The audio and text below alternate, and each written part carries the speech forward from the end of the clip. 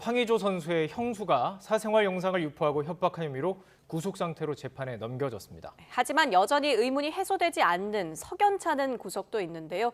김성수 변호사와 관련 내용 짚어보겠습니다. 어서 오십시오. 네, 안녕하십니까.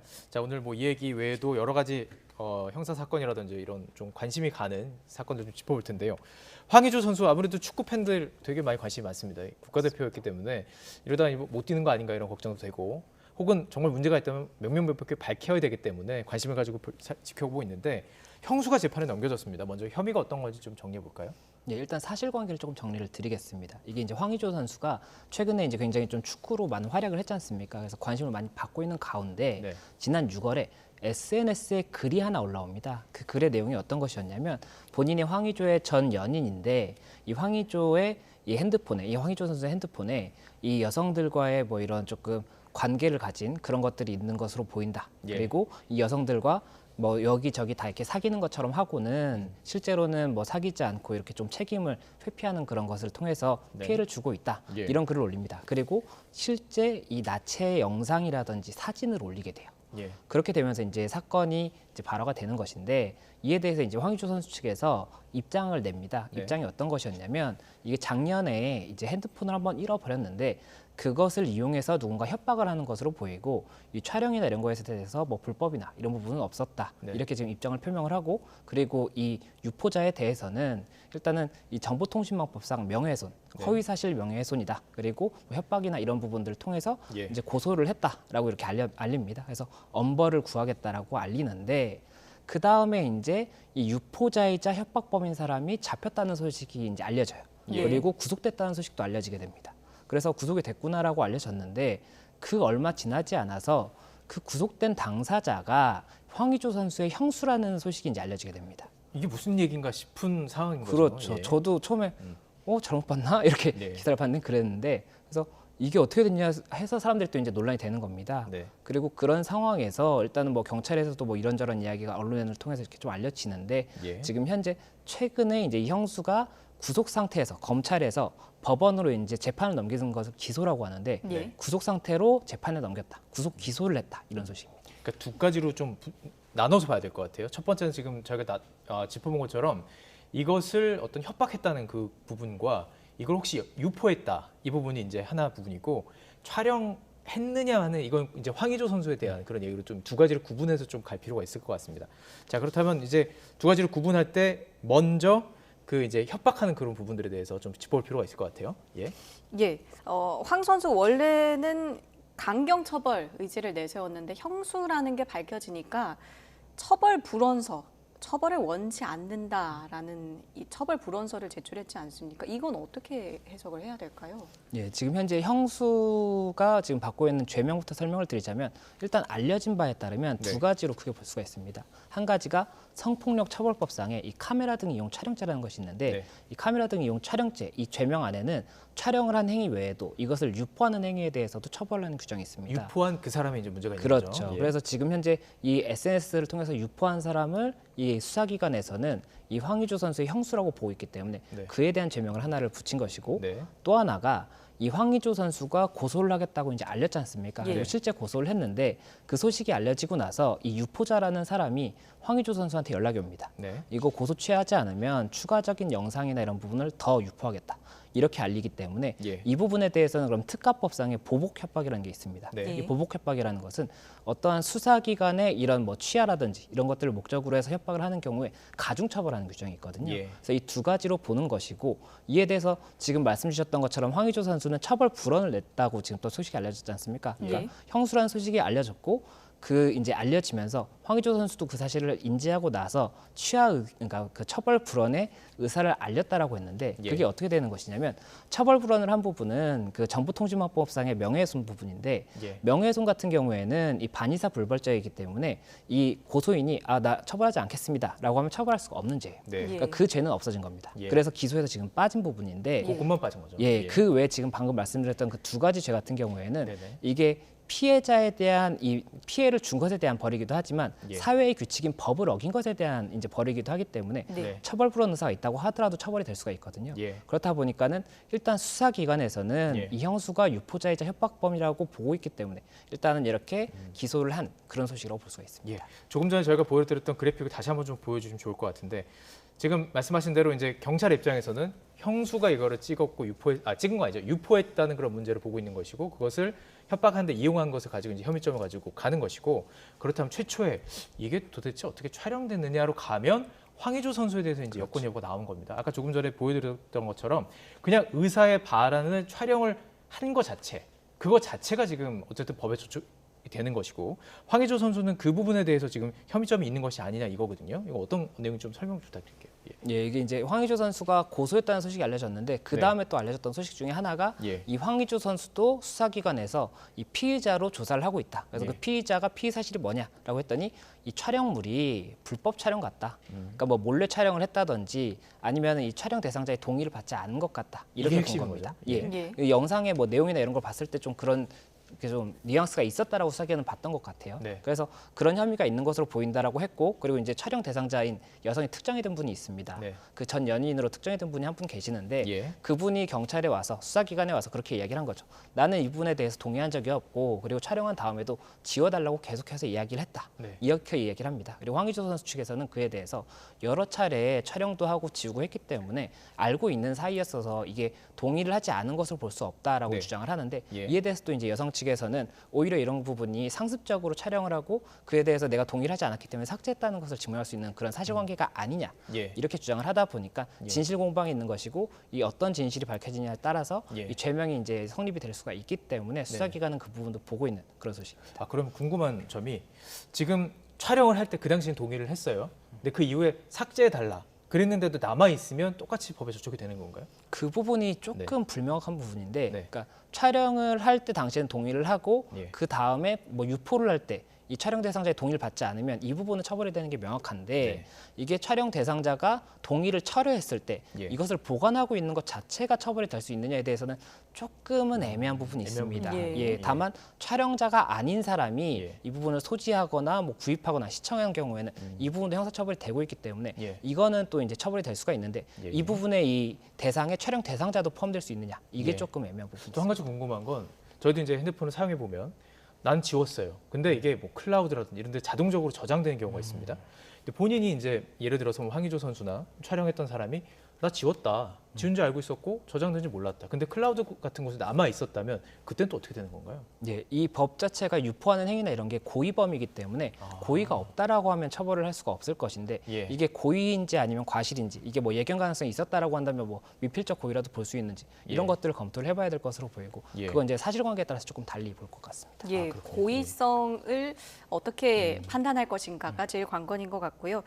황 선수가 자신의 주장을 항변하는 과정에서 피해자 여성의 신상을 어느 정도 노출을 했었습니다. 2차 가해 논란도 있지 않았습니까? 예, 그 부분이 조금 또 문제가 될 수밖에 없었던 게 이 예. 입장문에서 뭐 이 여성의 조금 특징적인 부분을 이야기를 했습니다. 뭐 방송을 하는 분이라든지 이런 부분을 언급을 했었는데 이것 자체가 명예훼손이나 이런 것이 될 수 있느냐에 대해서 일단 법 쪽에서는 조금 검토가 있었는데 네. 그게 명예훼손까지 되기는 조금 쉽지가 않을 것 같은 게 명예훼손이 되려면 특징을 말했을 때 이 사람으로 거의 특정 지을 수 있어야 돼요. 예. 예, 뭐 이 사람의 조금 좀 상세하게 알려줘서 아, 이렇게 되면 이 사람밖에 없겠다. 이 정도가 되면은 명예훼손이 되지만 네. 그렇지 않다고 하면 지금은 조금 그 직업군 정도만 이야기를 한 부분이 있기 때문에 네. 그래서 그런 부분 가지고는 안 될 수가 있는데 만약에 이게 안 된다고 하더라도 만약에 황의조 선수가 이 카메라 등 이용 촬영죄를 통해서 뭐 처벌이 된다라고 한다면 그 나중에 정상 관계에서는 반성의 여지가 없다라고 본다든지 이런 식으로 조금 불리하게 작용할 수는 있을 겁니다. 그리고 예. 또 법에 어떤 게 있냐면 성폭력처벌법에 이 피해자의 신원을 알리는 부분에 대해서 처벌하는 규정이 따로 있습니다. 예. 그게 있는데 그 부분 관련해서는 이 부분도 그럼 만약에 명예훼손처럼 특정이 될 정도의 경우에만 처벌을 하는 것인지 아니면은 뭐 성명이나 신상, 나이, 뭐 직업 이런 것들을 그냥 알리기만 해도 처벌이 되는 것이 그게 좀 불명확한 부분이 있어요. 그래서 예, 예. 그 부분도 아마 수사기관에서는 들여다보고 검토하지 않을까 생각이 듭니다. 알겠습니다. 이게 정리를 해보니까 상황을 더 지켜봐야 될 거고 경찰 수사가 이루어져야지만 좀 알 수가 있을 것 같은데 어쨌든 지금 해외에서 지금 경기를 하고 있기 때문에 어쨌든 이제 곧 수사 결과들이 좀 나왔으면 좋겠네요. 네. 자, 좀 주제를 넘어가 보도록 하겠습니다. 뭐다. 이게 샴푸인데 새치나 이제 흰머리를 염색을 하지 않고 이제 머리를 감으면 이 색이 이제 염색이 되는 거예요. 근데 문제는 여기에 성분이 들어 있습니다. 좀 어려운데 트리하이드록시벤젠, THB라고 부르는 이 부분이 좀 문제가 있다 이렇게 지금 얘기가 나오는 건가요? 예, 이게 모다모다가 저도 사용을 했었는데, 네. 예, 저도 이제 뭐 그런 소식을 듣고 나서 사용을 이제 자제했었는데 이게 어떤 부분이 쟁점이 됐냐면 이 124 트리하이드록시벤젠 말씀하셨던 이게 THB라고 합니다. 예. THB 성분이라고 하는 것인데 이게 2019년에 그 유럽에서 이 소비자 안전성 과학위원회에서 이게 이 성분 자체가 이 유전 독성이 있을 수가 있고 이제 뭐 피부의 감작성이라든지 이런 문제가 있을 수가 있으니까는 사용하는 것을 조금 배제하는 것이 좋겠다. 이렇게 유럽에서 보고서가 나왔습니다. 2019년에. 그래서 2020년 12월에 유럽에서는 이거를 이제 사용할 수 없는 원료로 추가를 했거든요. 그런데 우리나라에서는 그때 당시에 이 보고서를 뭐 이렇게 인지를 했는지는 정확하진 않지만 인지를 했다고 하더라도 우리나라 염색제 중에 이 THB 성분이 들어가는 게 없었던 것 같아요. 예. 그래서 문제가 되지 않다 보니까는 이게 문제가 될 것 같으면 화장품 안전 기준 등에 관한 규정 여기에 이 사용할 수 없는 원료에다가 넣어야 돼요. 별표 부분에다가 추가를 했어야 되는데 추가를 따로 안 했던 겁니다. 그리고 그런 상황에서 이 모다모다 샴푸가 출시를 했는데 여기에 THB 성분이 들어있었던 거예요. 예. 그렇다 보니까는 이게 보고서에서 문제가 됐던 건인데 유럽에서는 지금 사용하지 않는 건데 이렇게 되다 보니까 이제 식약처에서 이 부분 사용할 수 없는 것이다라고 변경을 하게 됩니다. 그래서 변경을 하려고 이제 개정을 하겠다 이렇게 알리는데 이에 대해서 이제 모다모다 샴푸 측에서는 이게 지금 그렇게 사용할 수 없는 거라고 안 돼 있었기 때문에 이렇게 제품을 다 개발했던 것인데 갑작스럽게 이렇게 되면 우리가 굉장히 조금 난감하지 않느냐. 이에 대해서는 규제개혁위원회에 이제 조금 그래서 문제를 제기를 합니다. 그리고 개혁위원회에서 그 부분 관련해서는 모다모다 샴푸 측의 의견도 어느 정도는 일리가 있으니까 그러면 식약처와 모다모다 샴푸 측에서 한번 이게 합리적인 검증 방안을 통해서 위해성이 있는지를 다시 한번 확인을 해보고 이게 유럽에서는 그렇게 나왔지만 우리나라는 어떨지 모르고 또 이제 모다모다 측에서 주장했던 여러 가지 건이 있거든요. 그런 부분들 한번 검증을 해보고 결정을 내자 이렇게 이야기를 하고 이 검증에 그러면 기준이 중요한 것인데 누가 하느냐에 따라서 이게 굉장히 조금 문제가 될 수가 있지 않습니까? 그래서 이제 좀 객관적 3자로 봤던 게 한국 소비자 단체 협의회였던 것 같아요. 그래서 한국 소비자 단체 협의회에 이 검증을 맡기게 되는데 이제 최근에 이 소비자 단체 협의회에서 아무래도 이 THB 성분은 배제를 하는 것이 좋을 것 같다. 약간 그 위험성을 배제할 수는 없는 것 같다. 이렇게 좀 의견을 정리를 하면서 곧 이제 개정이 되고 뭐 추가적인 이제 조치가 있지 않을까 이렇게 알려진 소식입니다. 예, 이 위해성 논란이 시간을 거슬러서 보니까요, 2021년 12월부터 출발이 된 건데 이렇게 오래 걸릴 사안이었을까요? 예, 이게 말씀 주셨던 것처럼 이제 2021년 12월에 이제 보도 자료가 나옵니다. 이렇게 THB 성분이 문제가 있을 수가 있기 때문에 추가하겠다라고 보도 자료가 나오고 그 다음에 이제 개정이 될 예정이니까 그렇게 예고를 하겠다라고 했는데 이에 대해서 모다모다 측에서 문제를 제기를 했던 거고 그래서 이제 혁신위에서 3월경에 2022년 3월경에 한번 다시 좀 논의를 해봐라, 검증을 해봐라라고 했던 겁니다. 그래서 검증 기간이 굉장히 오래 걸린 거거든요. 그렇다 보니까는 시간이 오래 걸린 것인데 그만큼 꼼꼼하게 본 것이기 때문에 뭐 그 부분에 대해서는 뭐 정당했다 이렇게 좀 보이지 않나 싶습니다. 소비자 단체 협의회가 조사를 해보니 유전 독성 가능성이 검증이 됐다라고 하는데 이건 어떤 이야기입니까? 이 유전 독성이라는 게 이제 뭐 유전자라든지 이런 부분에 변이를 일으켜서 뭐 암이라든지 치매라든지 이런 병을 발병시킬 수 있는 것을 이제 유전 독성이라고 하는 것인데 그런 부분이 이제 2019년 그 유럽 보고서에서는 이 세균에 대해서 테스트를 해봤을 때 양성으로 나왔다고 해요. 그렇다 보니까는 유럽에서는 혹시나 이게 문제가 있으면 안 되니까는 배제를 했던 혹시 모르니 그런 부분이었고 근데 우리나라 같은 경우에는 그런 경우에도 또 우리나라에서 자체 검증을 다시 해서 필요한 경우에는 사용을 할 수가 있도록 하거든요. 그리고 모다모다 측에서 주장을 했던 부분이 뭐였냐면 이 보고서에서 그 했던 실험에서는 이 THB 성분이 뭐 예를 들어서 5g이 들어갔다라고 한다면 샴푸를 쓸 때는 굉장히 소량만 들어가는 데다가 노출 시간도 훨씬 짧다. 그렇기 때문에 이걸 동일하게 볼 수 없다. 이렇게 주장을 했던 부분인데 이에 대해서 또 이제 반박하는 측에서는 이거는 양과는 관계없이 유전 독성 같은 경우에는 정말 조금만 분자 단위만 들어가도 문제가 생길 수가 있기 때문에 안 되는 거다. 이렇게 주장을 했던 겁니다. 그래서 그런 부분에 대한 쟁점이 있었고 결국은 일단 협의회에서 문제가 있을 수 있다라고 봤기 때문에 일단 그에 대한 추가 조치가 곧 이루어질 것이다 이런 겁니다. 소비자 입장에서 생각을 해보면 지금 사용하셨다고 했잖아요. 내가 그렇죠. 썼는데 일단 여러 가지가 있어요. 내가 이만큼 돈을 들여서 산 걸 못 쓰는 것도 좀 억울하기도 하고 내 건강에 좀 영향을 끼칠까 두려운 마음도 있고 모다모다 측에서는 우리가 열심히 제품 개발했는데 못 쓰는 것도 뭐 이런 상황이고. 자, 그렇다면 뭐 나올 수 있는 것들은 이런 거예요. 뭐 보상, 리콜 뭐 이런 것들이 있을 수 있는데 지금 얘기가 나오는 게 있나요? 네, 일단은 그 모다모다 측에서는 지난 10월에 THC 성분이 없는 신제품을 이제 발표를 했어요. 그리고 이제 기존 제품 생산하지 않을 거다라는 입장을 밝혔기 때문에 앞으로 이제 생산과 관련해서는 문제가 없을 겁니다. 다만 기존에 만들어져 있던 제품들이나 이미 뭐 납품이 된 제품들에 대해서 어떻게 할지는 아직까지는 뭐 입장이 나오지 않았기 때문에 그 부분은 조금 지켜봐야 될 것으로 보이고 지금 이게 개정이 되면서 규정이 들어갔지 않습니까? 근데 이게 규정이 일단은 시행이 돼야 되는 거고 시행이 된다고 하더라도 부칙에 그 2024년 10월 1일까지는 그 이전에 생산된 것들은 사용할 수 있다라고 돼 있기 때문에 그 부분도 조금은 봐야 됩니다. 이제 모담보다해서 그 부칙이나 이런 걸 감안해서 어떻게 할지는 봐야 되는 것이고 그리고 환불에 대해서도 그런 별도의 규정이 없기 때문에 환불의 의무는 없어요. 그래서 그거에 대해서도 모다모다가 어떻게 반응할지는 봐야 되는 것이고 그리고 저도 뭐 이렇게 사용하다가 일단은 중단했으니까 당연히 남은 게 있지 않습니까? 근데 저는 이제 괜히 혹시나 문제가 생기면은 더 아까운 일이 생길 수가 있기 때문에 그래서 이제 사용을 중지했던 것인데 그런 부분들에 대해서는 일단은 지금 뭐 환불이나 이런 게 명시적으로 되고 있지 않기 때문에 소비자분들께서 조금 위험할 수 있다라고 생각을 하신다면 중단을 하는 것이 나을 수도 있다. THC 성분이 들어간 부분에 대해서는 이렇게 말씀드릴 수 있을 것 같습니다. 알겠습니다. 다음 주제로 한번 넘어가 보겠습니다. 가정의학과 전문의 겸 방송인이죠. 여에스더 씨가 경찰에 고발됐다라는 내용인데요. 왜 고발된 겁니까? 일단은 이게 그 여에스더 씨가 인터넷 쇼핑몰을 통해서 이런 건강기능식품이라든지 뭐 이런 기타 식품 이런 것을 통해서 굉장히 여러 가지 상품을 판매를 하고 있는데 굉장히 매출이 잘 나오고 있다고 해요.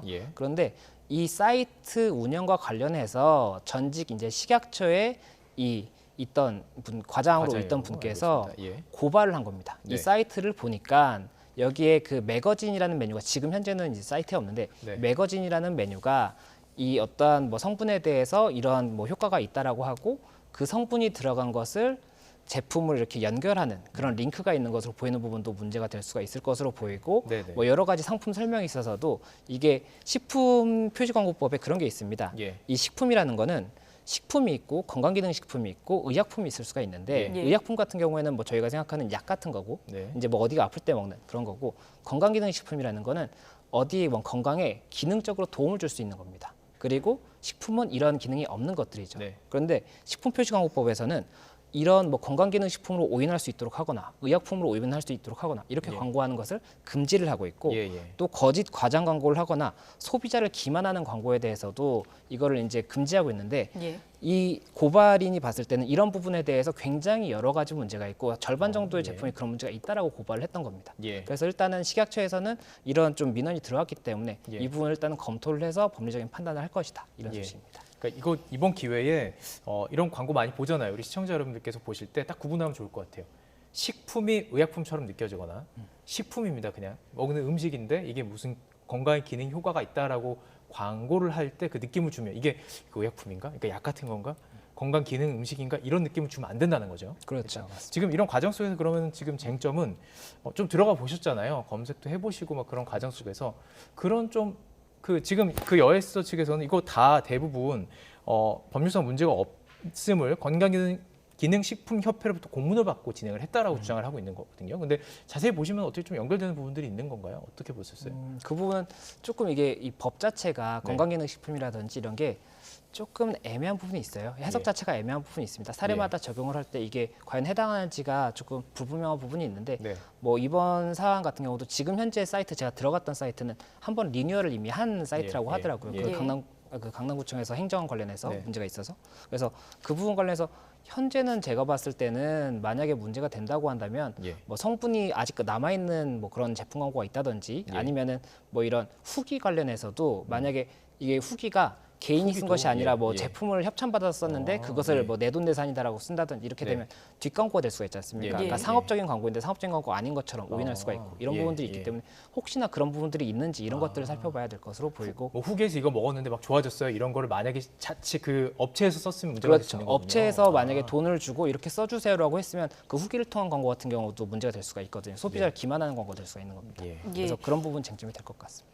예, 식약처가 이제 관련 내용 검토를 시작했는데요. 만약에 혐의가 확실시 됐다 이러면 어떤 처분을 받게 됩니까? 혐의가 인정이 된다고 한다면 형사처벌 그리고 영업정지 두 가지가 다 가능합니다. 그래서 네. 형사처벌 같은 경우에는 그 8조 1항에서 이 이제 규정을 하고 있는데 1호가 이제 질병의 예방, 치료 효능이 있는 것처럼 이렇게 오인하게 한다든지 네. 의약품으로 오인하게 한다든지 건강기능식품으로 오인하게 한다든지 이런 경우에는 10년 이하 징역 또는 1억 이하 벌금까지도 가능하고 네. 그리고 거짓 과장 광고라든지 소비자 기만 광고 같은 경우에는 5년 이하 징역 또는 5천만 원 이하의 벌금까지 가능합니다. 그래서 이렇게 형사처벌이 가능한 부분이 있고 예. 또 이거 각 죄명에 따라서 이게 1회 위반인 경우에도 뭐 업무정지 2개월이라든지 일주일이라든지 15일이라든지 이런 규정이 있거든요. 예. 그래서 그 해당 사안에 따라서 뭐 업무정지나 형사처벌이 가능하지 않을까 생각이 됩니다. 알겠습니다. 오늘 좀 저희 실생활에 연결되는 그런 부분들도 좀 자세히 짚어볼 수 있었던 것 같습니다. 김성수 변호사와 함께 이야기 나눠봤습니다. 고맙습니다. 네, 고맙습니다.